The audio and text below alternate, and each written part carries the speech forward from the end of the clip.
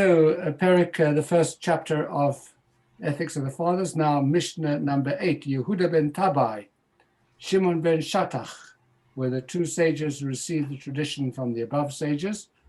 And Yehuda ben Tabai said the following, Al ta'as atzmacha ka'orchei hadayanim. When you're sitting as a judge, don't act as a lawyer. And when the parties to the lawsuit are standing in front of you, regard them both as wicked and in the wrong.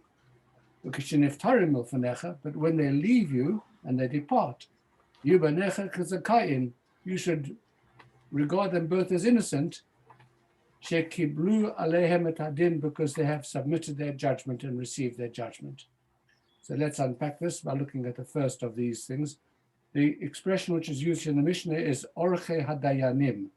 Orchei hadayanim. In modern Hebrew, the word for a lawyer is an orech din. Literally, it means somebody who arranges the argument before the judge, places it before the judge. In the same way that you have the Shulchan Aruch, the prepared table, laying out the halachot, etc. And that's the idea of an attorney or a lawyer who lays out the arguments for the judge. So it's called an orech din. But over here, the expression is not actually orech din, but orchei din. And there's a suggestion the word orchei derives from the Greek word archi, which means chief or supreme. And that is why we have expressions such as an arch enemy, or the idea of an archbishop, meaning to say the head honcho, the top person, because arche in Greek means the top. And therefore that changes the meaning of what Rabbi Yehuda ben Tamar is saying over here. He's saying that it's just a reminder to those who have to mete out justice that they should not ever consider themselves to be arch-justices.